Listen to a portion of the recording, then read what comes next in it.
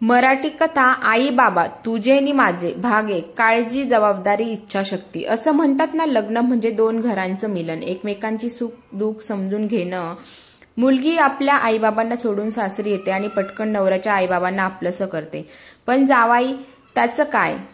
तो घेतो अगदी सहजतेने आपल्या सासू सासऱ्यांची जबाबदारी, अगदी सहजतेने। क्वचित असेल एखादा स्त्री पुरुष समानता हक्क वाढतोय हल्ली, म्हणून काही बदल अपेक्षितच। या विषयावरच माझी ही कथा आहे। आज सायली खूप उदास होती। ऑफिसमधून सुट्टी घेऊन सरळ आईकडे गेली। सकाळपासून तिच्या मनात हुरहुर वाटत होती। नक्कीच काहीतरी झालंय असं तिचं मन वारंवार म्हणत होतं, म्हणून सरळ ती आईला भेटावं म्हणून घरी नवऱ्याला न कळवताच गेली।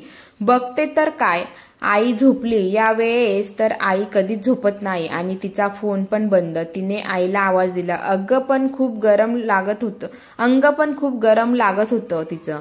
तिने लगेचच कॅब बुक केली आणि आईला दवाखान्यात नेलं। डॉक्टरने काही टेस्ट केल्या। डॉक्टरांची शंका खरी निघाली। तिला निमोनिया झाला होता, खूप अशक्तपणा आला होता। आईला औषध देऊन ती घरी आली।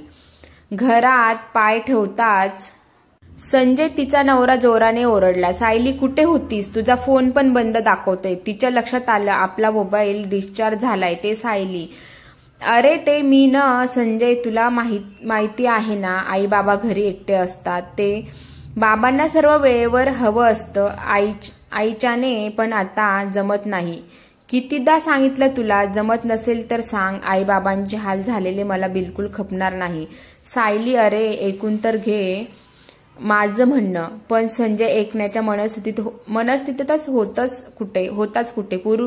पुरुषार्थाला इगो आलाच शेवटी आड।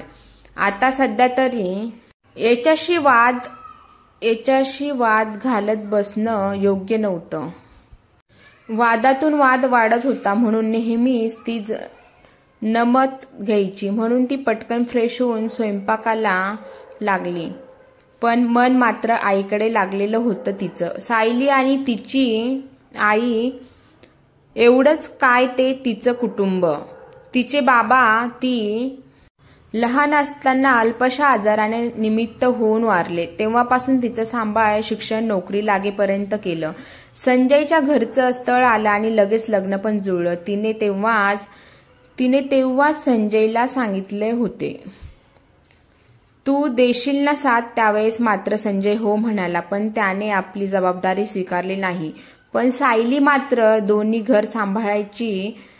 संजयच्या आई बाबांना तर तिच्याशिवाय पान सुद्धा हलत नसे। ती पण त्यांचं सर्व सख्या आई वडिलांप्रमाणे करायची। पण आताशा मात्र आपल्या आईच्या काळजीने ती कासावीस व्हायची। तिच्या तब्येतीच्या कुरकुरीत हल्ली वाढत चाललेल्या तिला बरेचदा वाटायचं, आपण संजयच्या आईवडिलांना किती लवकर आपलंसं केलंय, पण संजय मात्र त्याची जबाबदारी पार पाडत नाहीये। घरी गेल्यावर संजयशी या विषयावर बोलावं म्हणून ती मनाची तयारी करून आली होती, पण पुढील भाग वाचा। सायलीच्या मताशी संजय सहमत होईल का? स्वीकारेल तो तिच्या आईची जबाबदारी?